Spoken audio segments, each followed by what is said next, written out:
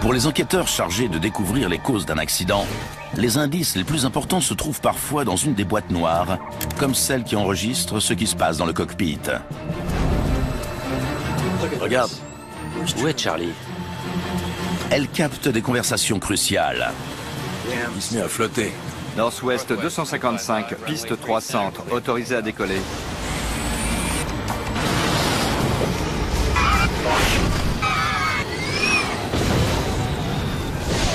Mais suite au crash du vol 255 de Northwest Airlines, Pour moi, c'était du jamais vu.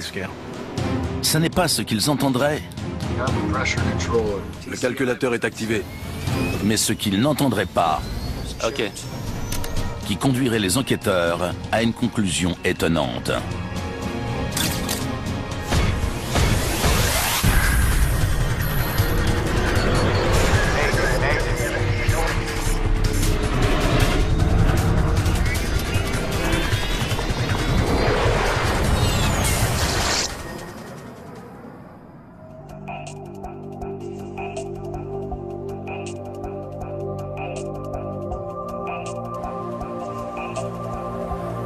Détroit, Michigan, États-Unis, 16 août 1987.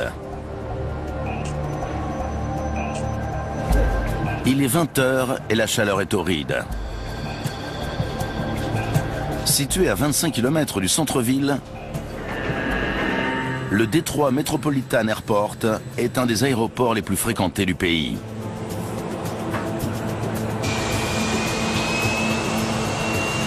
Plus de 1100 avions empruntent ces 4 pistes quotidiennement. L'un d'eux assure le vol 255 de la compagnie Northwest Airlines à destination de Phoenix, en Arizona. Le commandant de bord, John Mouse, est aux commandes. Originaire de Las Vegas, cet homme de 57 ans est un pilote chevronné. Son OPL, l'officier pilote de ligne David Dodds, a 35 ans et vient de Galena dans l'Illinois. Dis-leur qu'on est prêt. Tous deux comptent plusieurs années d'expérience sur MD-80. Surnommé Super 80, c'est le DC-9 de deuxième génération.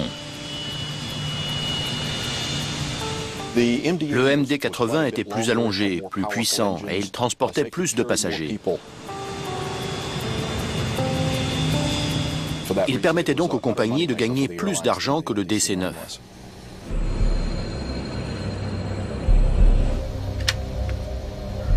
Regarde. Les nuages s'amoncellent entre Détroit et Phoenix. Et ils approchent de l'aéroport. Il y a une ligne de grain ici. La journée a été longue. Et une de 40 km de large. Si on file vite, on n'aura pas de retard. Les deux hommes ont volé de Minneapolis à Saginaw, puis à Détroit, et s'arrêteront à Phoenix avant d'atterrir à Santa Ana. Si on attend l'orage, on va prendre du retard en faisant le détour par Waterville. Si les conditions météo les retardent, ils n'arriveront pas à destination en temps voulu.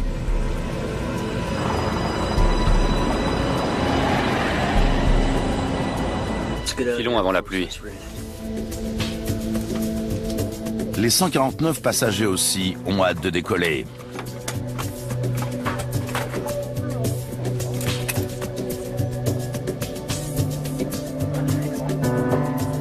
Le couple Sheehan et leurs enfants étaient en visite dans leur famille et ils rentrent en Arizona. La petite Cecilia a 4 ans. Les bagages sont embarqués. Dis-leur qu'on est prêt. Parking 255 à Delta 15. Le vol 255 a déjà une demi-heure de retard. Nord-Ouest 255, autorisé au repoussage. Autorisé au repoussage. Et la checklist? Frein. Mis. Chauffage pare-brise. Branché. Pompe à carburant. Il y en a 6. Contrôleur de pression cabine, vérifié. Pompe hydraulique auxiliaire en pression, branché et vérifié. Bon sang. Il se met à flotter. Pour prendre le mauvais temps de vitesse, il faut décoller immédiatement. Checklist mise en route terminée. Le vol 255 quitte donc la porte d'embarquement en direction de la piste. Mais à cause de la météorologie, Nord-Ouest 255, départ Charlie, piste 300. le contrôleur sol signifie au pilote un changement de piste de dernière minute.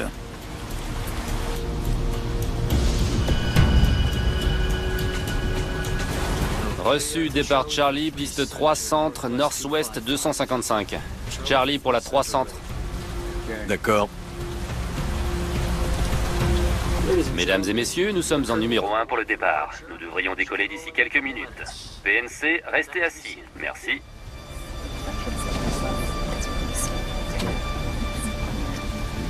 Il fait un noir d'encre. Où est Charlie?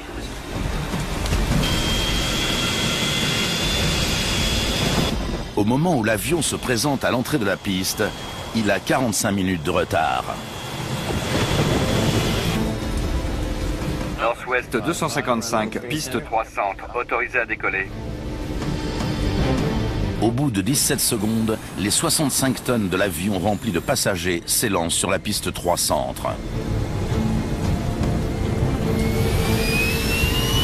Mais quelques instants avant le décollage, John Mouse constate qu'il ne peut pas enclencher l'automanette. Elle reste pas. Le calculateur est activé. L'ordinateur n'est pas en mode décollage. C'est bon, maintenant. D'accord. Vitesse 100 nœuds. À 313 km/h, V1. Rotation. le pilote lève le nez de l'avion pour décoller. Mais un autre problème se manifeste. À 15 mètres du sol, l'avion commence à rouler d'un côté puis de l'autre. Tour, hélicoptère de secours 102. Environ à gauche, l'avion accroche un lampadaire. Devenu incontrôlable, le MD-80 s'abat sur le sol. Il dérape le long d'une route nationale et explose en percutant un pont.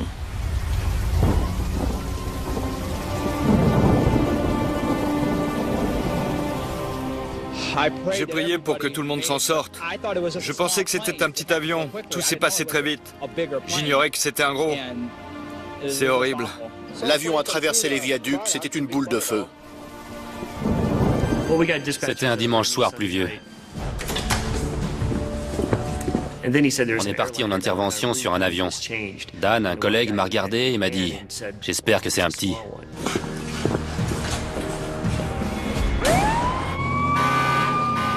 Quand on s'est garé, on a vu le poste de pilotage, Ouest, écrit sur le fuselage. Et on s'est regardé en disant « Ça doit être un gros ». La traînée de débris et de corps calcinés s'étire sur plus d'1 kilomètre. Quelques minutes après l'accident, Tim Schroeder arrive sur les lieux pour chercher les survivants. Pour moi, c'était du jamais vu. On a été frappé par ce qu'on voyait, par l'ampleur de la tragédie. C'était presque insupportable. Vu le peu qui reste de l'avion, il semble improbable qu'il y ait des survivants. J'étais en binôme avec Dan et on est entré dans l'épave. Une minute après, il a entendu du bruit. Il m'a demandé plusieurs fois si j'entendais quelque chose, mais je lui ai dit que non. Puis finalement, j'ai entendu des petits cris. À ma droite, j'ai vu un bras dépasser d'un siège. 1, 2, 3, levez!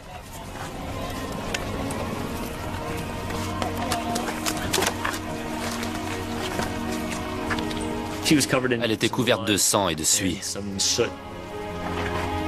Par miracle, Cecilia Sheehan, 4 ans, a survécu au crash. Mais elle est grièvement blessée. Tim Schroeder l'a conduit à l'hôpital. Une fillette de 4 ans a été retrouvée vivante, mais son pouls est très faible. Si elle a survécu, peut-être y a-t-il d'autres passagers encore en vie. Les services de secours passent plusieurs heures à fouiller les débris. Mais leurs efforts ne donnent rien. On a couvert tous les cadavres et les morceaux de corps avec une bâche jaune. On voyait une mer de bâche jaune. Northwest Airlines a déclaré que 154 passagers et membres d'équipage ont péri. Le commandant de bord John Mouse et l'OPL David Dodds sont au nombre des victimes.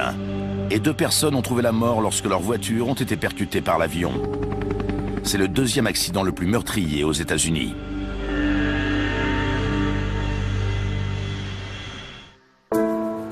L'unique survivante est conduite à l'hôpital pour enfants, où elle est traitée pour des traumatismes crâniens graves. Les médecins affirment cependant que ses jours ne sont pas en danger. Dieu devait être à ses côtés. Quelques heures après le drame, Jack Drake et son équipe du NTSB, l'équivalent américain du Bureau d'enquête et d'analyse, commencent à chercher des indices. Cet ancien pilote de l'aéronaval a déjà participé à de nombreuses enquêtes. On sait qu'on s'approche du lieu d'un accident à l'odeur de plastique brûlé, de kérosène et parfois de mousse extinctrice qui a un parfum caractéristique. On sait qu'on est arrivé quand on la sent.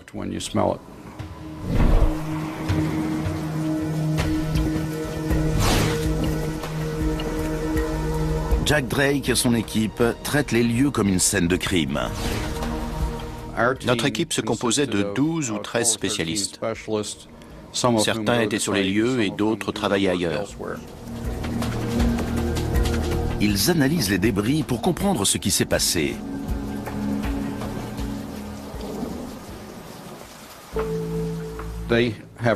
Leur rôle consiste à examiner les morceaux de l'épave et à en faire une évaluation qualitative.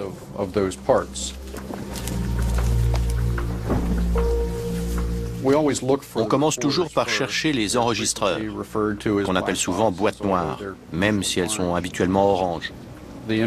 Les données qu'ils contiennent sont en général bien protégées.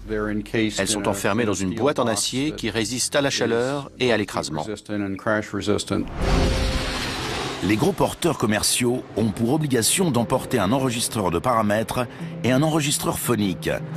Ce dernier ayant été imposé après l'accident d'un Fokker F-27 en Australie en 1960. Ces appareils doivent être en mesure de supporter un impact de 3400 G et des températures de 1100 degrés.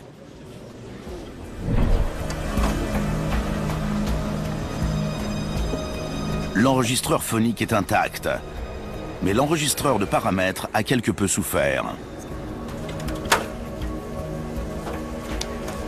Ces 2 boîtes contiennent peut-être les seuls indices qui permettront d'élucider le mystère et elles sont envoyées au laboratoire du NTSB à Washington.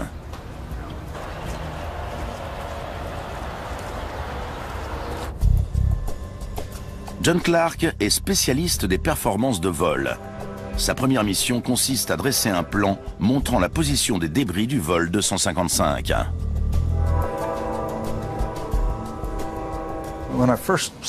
En découvrant l'épave, je me suis dit qu'il faudrait déterminer où et de quelle manière l'appareil était tombé.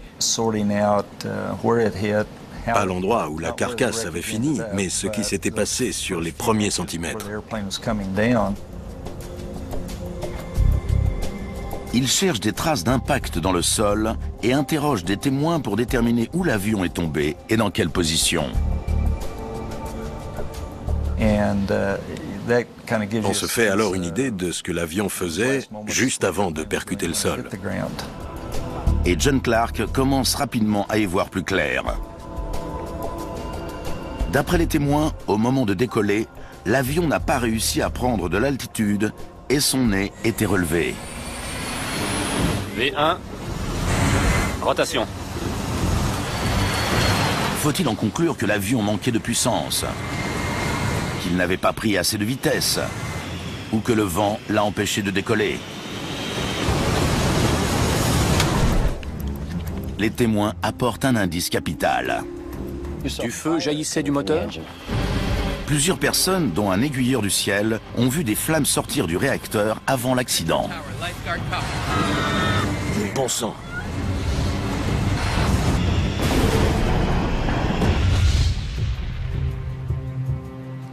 Les réacteurs se retrouvent donc au cœur de l'enquête. Les spécialistes ont cherché des preuves d'une panne. Les enquêteurs découvrent bientôt que moins d'un mois auparavant, un des réacteurs a été endommagé suite à une collision avec un corps étranger. Après réparation, des mécaniciens ont surveillé son bon fonctionnement.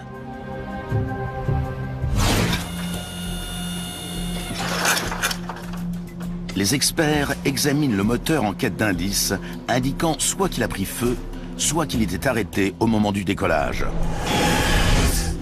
Pourtant, malgré les dépositions des témoins, il n'y a aucune trace d'incendie ou de panne. Les résultats laissaient entendre que le moteur fonctionnait normalement. Vitesse 100 nœuds.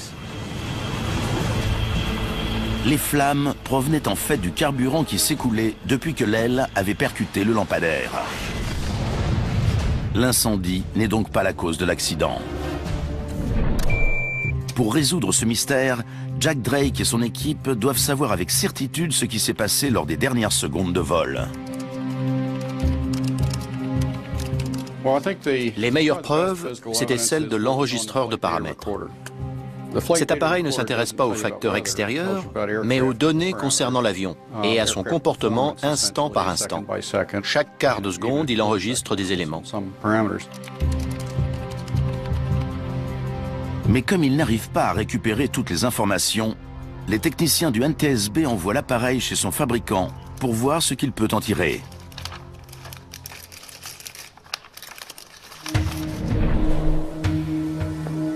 En attendant les résultats, Jack Drake s'intéresse à la météo du soir fatidique. Des zones de convection, avec des pluies et des orages, avaient traversé la région. Leur impact sur l'accident a nécessité une analyse poussée.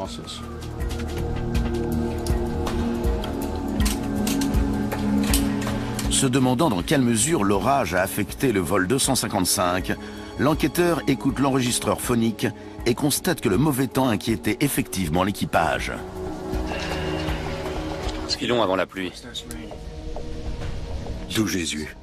Regarde. Jack Drake découvre qu'il y avait plusieurs orages sur la route de l'avion et qu'il s'approchait de Détroit. Il y a une ligne de grain ici et une autre entre ces deux-là. Et une de 40 km de large. Les orages peuvent représenter une menace très dangereuse. Quand les conditions météo sont mauvaises, on pense toujours à une micro-rafale. Ce phénomène se présente sous la forme d'une colonne d'air qui descend violemment vers le sol. En la traversant, l'avion est secoué par le vent qui souffle de tous les côtés et devient difficile à contrôler. En cas de micro-rafale, les vents sont très capricieux et les courants verticaux poussent l'avion vers le sol. On peut donc avoir une diminution ou une augmentation très violente de la vitesse air. L'avion peut être précipité à terre et les pilotes doivent voler de manière très énergique. Les micro-rafales ont déjà frappé par le passé. En 1985, l'une d'elles a fait tomber un avion de Delta Airlines à Dallas et tué 137 personnes.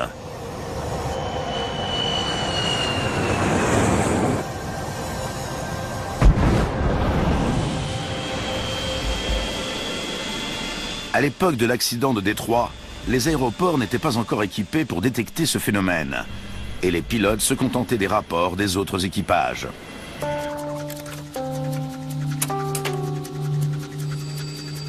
Et Jack Drake découvre que 27 minutes avant le décollage, Mouse et Dodds ont reçu un avertissement de ce genre. Sol, ici 722. On vient de subir une micro-rafale. Les enquêteurs se disent alors qu'ils tiennent peut-être le coupable. L'accident s'était produit juste après le départ. Si l'avion avait été touché par une micro-rafale très violente, ce phénomène devenait une des causes probables. Les images satellites prises au moment de la catastrophe et les données météo enregistrées par les équipements aéroportuaires indiquent bien qu'il y avait des orages à proximité, mais aucune micro-rafale. Vent et pluie, mais pas de micro-rafales. Cependant, au moment de l'accident, une bourrasque puissante avait déclenché une alerte à la tour de contrôle.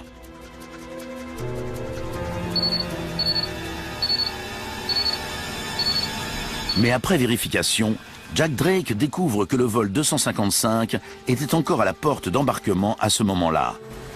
Si ça n'est pas le vent qui a fait tomber le MD-80, il a en revanche eu un impact important sur le plan de vol établi par le commandant de bord.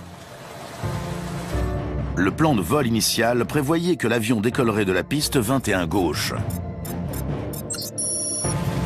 Mais suite au changement de direction du vent, les contrôleurs sol dirigent le MD-80 vers la 3 centre, la plus courte des 3 pistes disponibles.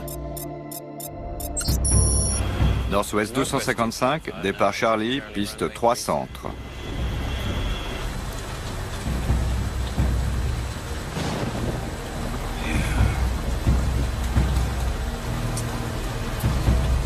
Reçu, départ Charlie, piste 3 centre, Nord-Ouest 255. Charlie pour la 3 centre.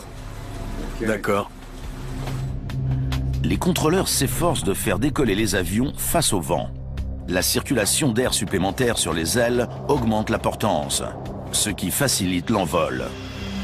Décoller face au vent est donc plus sûr, mais le faire sur une piste plus courte oblige l'OPL à recalculer la masse au décollage.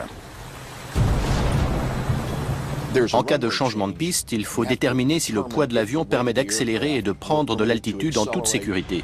Ça varie en fonction de la longueur de la piste, de la température et de l'altitude de l'aéroport. David Dodds a-t-il commis une erreur de calcul? 65-4 ? Comment ça se fait qu'on est aussi léger avec un avion plein? Si tel est le cas, ça expliquerait pourquoi le MD-80 n'a pas réussi à s'arracher du sol. La piste 3 centre n'était peut-être tout simplement pas assez longue.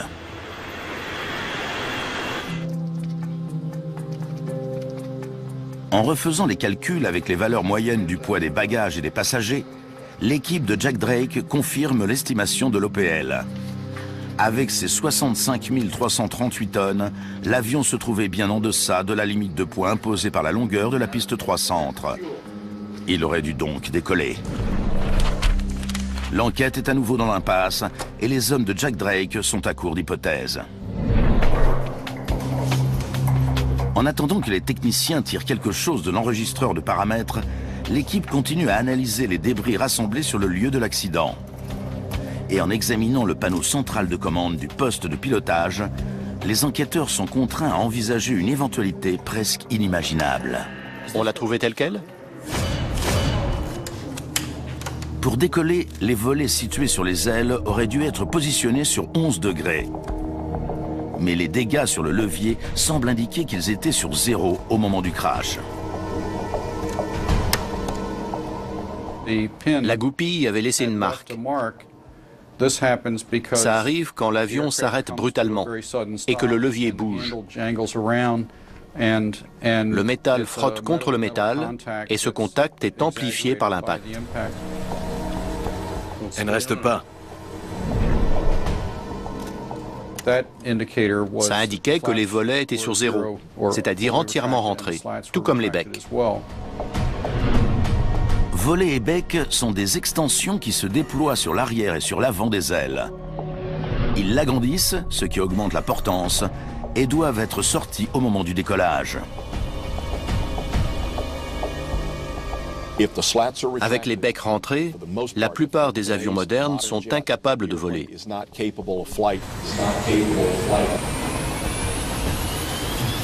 Si l'équipage a essayé de décoller avec les volets rentrés, il a commis une erreur incroyable. V1, rotation. Mais une pilote qui se trouvait juste derrière le MD-80 est certaine que les volets étaient déployés. Êtes-vous sûr que les volets étaient sortis? Des pilotes qui se trouvaient non loin du point de décollage ont dit qu'ils pensaient que les becs et les volets étaient sortis et qu'ils étaient en position normale. Face à ces éléments contradictoires, impossible d'avoir la moindre certitude. L'indice dont les enquêteurs ont besoin se cache quelque part dans le tas de débris.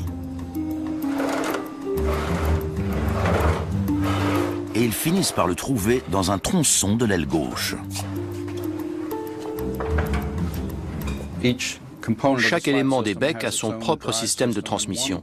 Et l'un d'eux a été sectionné lorsque l'avion a percuté le lampadaire. 5,50 mètres de l'aile gauche ont été coupés.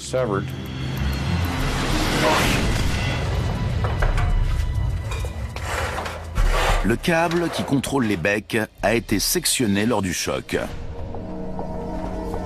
En s'appuyant sur l'endroit de la coupure, les enquêteurs peuvent déterminer si les becs et les volets étaient sortis ou non.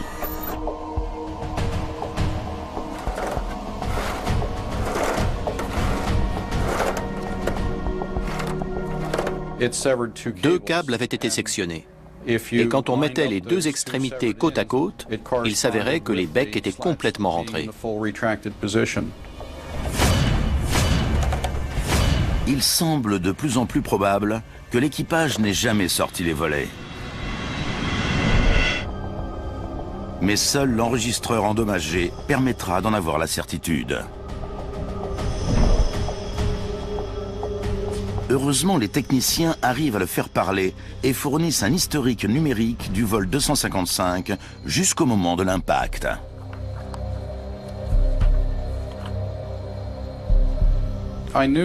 Je savais qu'avec un bon enregistrement, on obtiendrait des données.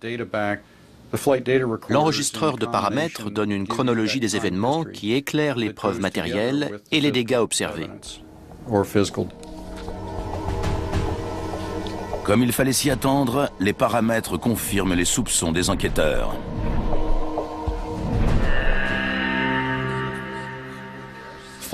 L'enregistreur nous a appris que les volets et les becs n'avaient pas été sortis.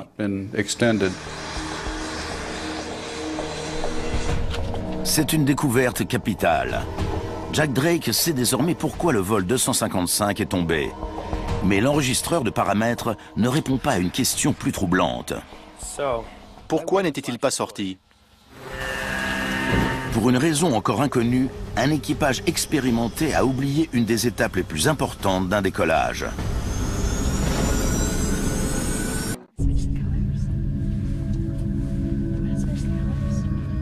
Deux mois après l'accident, l'unique survivante du vol 255 de Northwest Airlines, Cecilia Sheehan, sort de l'hôpital. On ne peut pas dire avec certitude pourquoi elle a survécu. C'était une toute petite fille qui était attachée dans un grand fauteuil, et donc elle était mieux protégée que les adultes qui l'entouraient. Elle a eu beaucoup de chance. Jack Drake veut savoir pourquoi la famille de Cecilia et les autres victimes sont mortes. Il découvre un indice important dans l'enregistreur phonique. Le changement de piste de dernière minute a semé la confusion dans le poste de pilotage. Quand l'avion a commencé le roulage, Il fait un noir d'encre. Northwest 255, départ Charlie, piste 300. de nouvelles tâches ont peut-être distrait les pilotes. Il a dit 3 centres. Ouais, c'est pour ça que je pensais qu'il fallait aller là-bas. Je croyais qu'on partait de la 21. Ils n'ont pas tourné là où il fallait à cause du changement de piste. Où est Charlie? Au bout de ce parking. C'était là. Non, c'est ici. Tu es sûr? Oui, je crois. Les pilotes se perdent en cherchant la piste 3 centres. Sol Northwest 255. On a dû passer devant Charlie. On va bien à la 3 centres. Northwest 255, affirmatif. Tournez à gauche. À Foxtrot.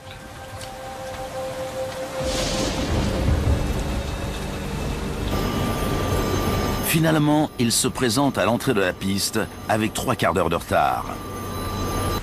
Mesdames et messieurs, nous sommes en numéro 1 pour le départ. Nous devrions décoller d'ici quelques minutes. PNC, restez assis. Merci. Frein. Jack Drake se rend alors compte qu'il manque quelque chose sur l'enregistreur phonique. Apparemment, l'équipage a oublié une étape importante. On a bien le feu vert pour la piste du centre? Bon sang. Avant de se perdre, les pilotes ont passé en revue un certain nombre de checklists, mais peut-être à cause du changement de piste, ils semblent en avoir omis une, la checklist roulage. Apparemment, ils l'ont oublié. Et un des points clés de cette checklist, c'est la configuration de l'appareil pour le départ. L'enregistreur phonique indique qu'ils ne l'ont pas passé en revue. Il y a des centaines de petites étapes à passer en revue avant de pouvoir faire décoller un gros porteur, dont la plupart sont répertoriés dans des checklists. Les checklists sont un moyen de s'assurer que les points importants ont été remplis correctement. Au lieu de tout faire de mémoire, auquel cas ils risquent d'oublier quelque chose, les équipages doivent respecter une procédure très rigoureuse qui leur impose de suivre des listes de vérification. Ils s'assurent que chaque bouton, chaque commutateur, chaque levier est à la bonne position avant de s'élancer sur la piste pour décoller. Et le premier point de la checklist roulage, ce sont les volets. Un des éléments de la checklist, c'est la configuration des volets et des becs pour le vol à basse vitesse. Mais comme ils ont oublié cette liste, les deux hommes n'ont jamais mis leur volet en position. C'était là. Non, c'est ici. Tu es sûr? Oui, je crois. Ils n'avaient pas passé en revue cette checklist au moment où ils auraient dû le faire. Et avec l'accumulation des tâches qui les ont distraits, ils se sont de plus en plus éloignés du moment où ils auraient dû remplir cette procédure. Donc, ils pensaient certainement l'avoir déjà suivie. Pourtant, les pilotes sont avertis que l'avion n'est pas prêt. Lors du décollage, ils ne parviennent pas à actionner l'automanette, car l'ordinateur de bord n'est pas en mode décollage. C'est une des autres étapes de la checklist roulage. Elle ne reste pas. Le calculateur est activé. Ce détail aurait dû attirer leur attention. S'ils s'étaient dit à ce moment-là qu'ils avaient peut-être oublié quelque chose, ils auraient dû procéder à un arrêt décollage. C'est bon, maintenant. 100 nœuds. D'accord. Mais ça n'a pas été le cas. Et ils ont décollé. Avec les conséquences que l'on sait.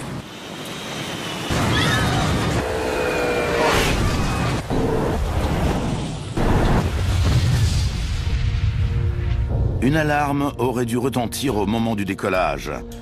Mais les enquêteurs ne l'entendent pas sur la bande de l'enregistreur phonique.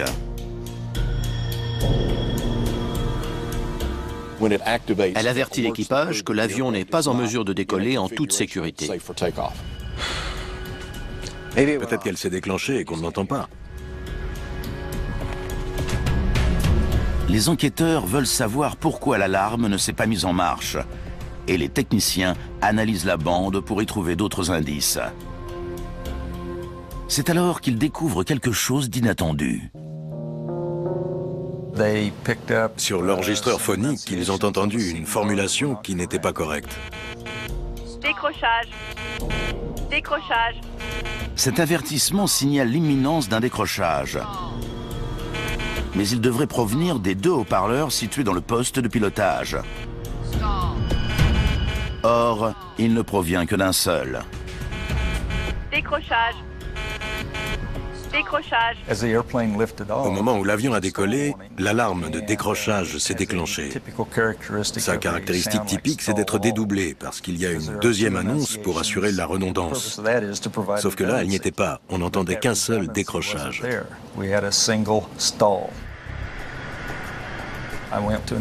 Je suis monté à bord d'un MD-80 qui se trouvait sur un parking à Détroit et le commandant de bord a fait la démonstration de ces différents bruits. Commençons par l'alarme de configuration. Elle aurait dû signaler le problème de bec et de volet. Volet. Bec. Volet. L'alarme de décrochage? Décrochage. Décrochage. Il l'a mise en marche grâce à un sélecteur de contrôle et l'annonce a retenti. La voix du haut-parleur gauche est légèrement différente de celle du haut-parleur droit, ce qui est normal. Mais ça n'est pas ce que John Clark a entendu sur l'enregistrement du vol 255. Vous pouvez faire ça? Décrochage. Décrochage. Pour n'avoir qu'un décrochage, il fallait couper l'alimentation d'un des deux haut-parleurs. Et il m'en a fait la démonstration en retirant le disjoncteur P40. Un disjoncteur est un appareil qui protège un circuit électrique en cas de surtension. Le P40 est important pour l'enquête, car c'est lui qui gère l'alarme de configuration décollage et l'avertisseur de décrochage défectueux.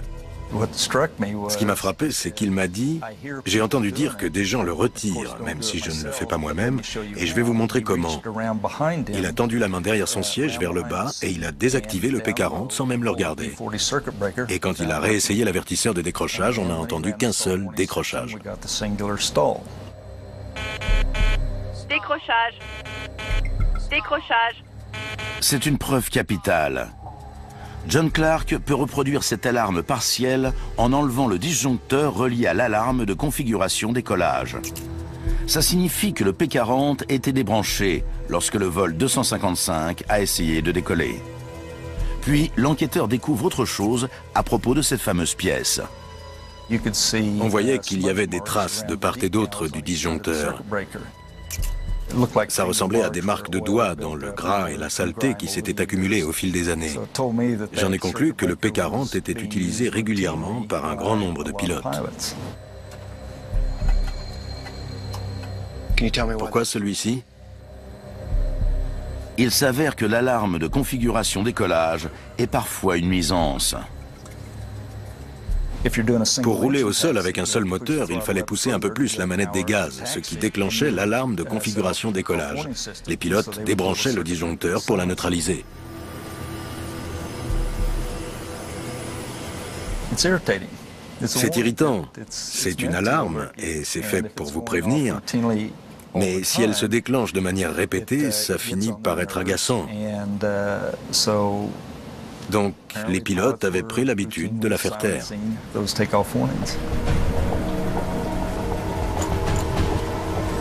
Les enquêteurs soupçonnent les pilotes du vol 255 d'avoir retiré le disjoncteur pour ne pas entendre l'alarme de configuration décollage.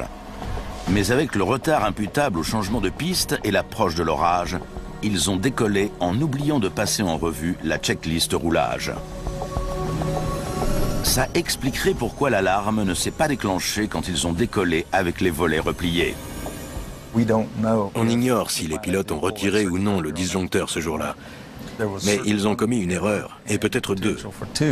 Et compte tenu de l'utilisation répétée du P40, mise en évidence par les traces et par les déclarations des pilotes, c'est très probablement ce qui s'est passé.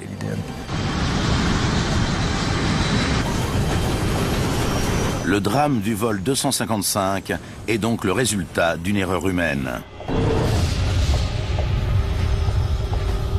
Dès lors, les enquêteurs peuvent reconstituer précisément ce qui s'est passé ce soir-là. Pourtant, il faudra un deuxième accident aussi tragique pour que le secteur du transport aérien en tire les leçons. Ce nouveau drame survient peu de temps après que Jack Drake et son équipe ont élucidé le mystère de l'accident du MD-80. Un an plus tard à Dallas, le vol 41 de Delta Airlines tente de décoller avec les volets repliés. Les enquêteurs qui ont travaillé sur l'accident de l'avion de Northwest Airlines n'en croient pas leurs oreilles. Ça m'a vraiment énervé d'apprendre qu'une autre compagnie avait fait la même chose avec un autre appareil un an après. Mais l'accident du vol 41 va en plus mettre en lumière des défauts mortels contenus dans la checklist.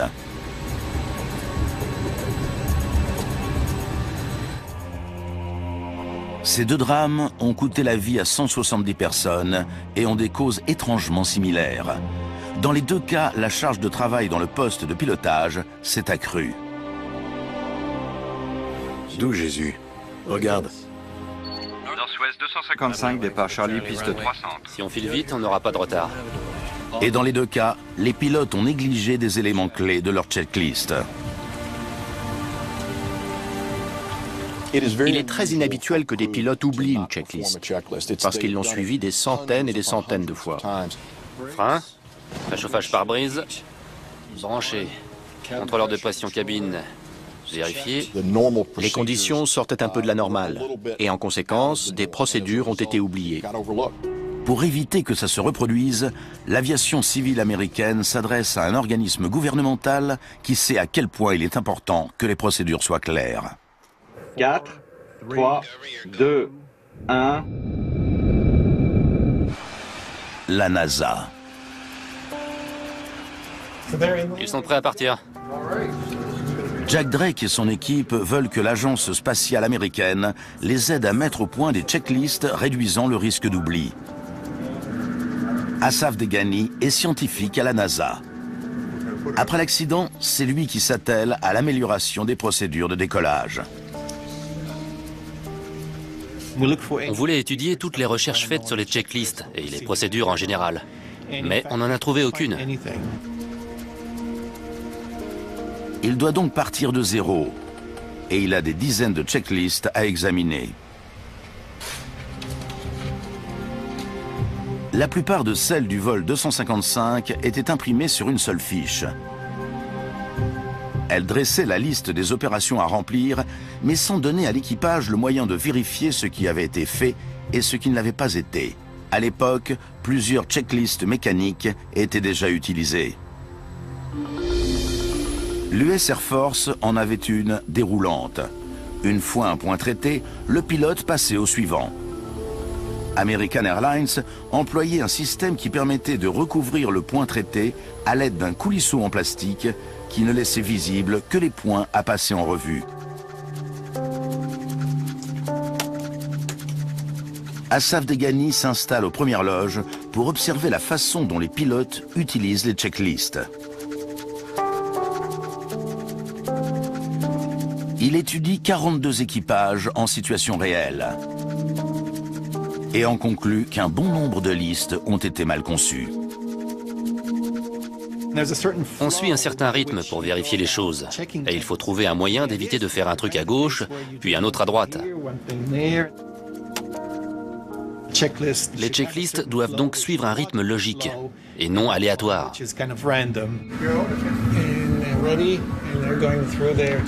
Le scientifique découvre un autre problème plus gênant. Si les pilotes sont interrompus, ils oublient parfois où ils se sont arrêtés. Dans bien des cas, il fallait faire A, B, C, D, E, mais le pilote était interrompu par un appel auquel il devait répondre. Nord-Ouest 255, départ Charlie, piste 3 centre. Or, en reprenant sa checklist, il sautait un point et finissait son travail en supposant les avoir tous passés en revue, ce qui était très inquiétant. Pour être sûr que les pilotes n'oublient rien, les compagnies aériennes les forment pour qu'ils reprennent la checklist depuis le début en cas d'interruption. Mais là encore, Asaf Degani constate que ça pose un problème. On a remarqué que si la checklist était longue et méticuleuse, c'était une tâche trop lourde pour l'équipage qui, parfois, refusait de recommencer depuis le début. Pour régler ce problème, le scientifique propose des changements à l'ensemble du secteur. Une des recommandations suggérées par notre étude consistait à découper les checklists longues en petites énumérations pour qu'en cas d'interruption, il n'y ait que 4 ou 5 points à revoir, ce qui ne représente pas un gros effort, contrairement au fait d'en reprendre une vingtaine. Il propose également des recommandations concernant la police de caractère pour que les checklists soient plus faciles à lire. Mais le principal progrès, c'est le passage du papier à l'ordinateur. À l'époque, l'informatique était en train d'apparaître dans le poste de pilotage. Et rédiger une checklist électronique tombait sous le sens. Aujourd'hui, le scientifique et son équipe étudient des checklists intelligentes qui mémorisent les points passés en revue. Elles donnent aux pilotes une indication visuelle, leur montrant où ils en sont, et parfois, elles vérifient que la tâche a été effectuée correctement. La checklist électronique indique les points déjà traités et ceux à traiter.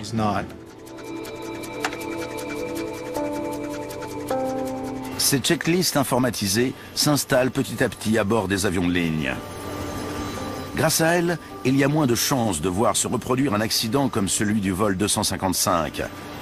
La FAA, l'aviation civile américaine, a également demandé une modification du système d'alarme pour éviter les nuisances sonores.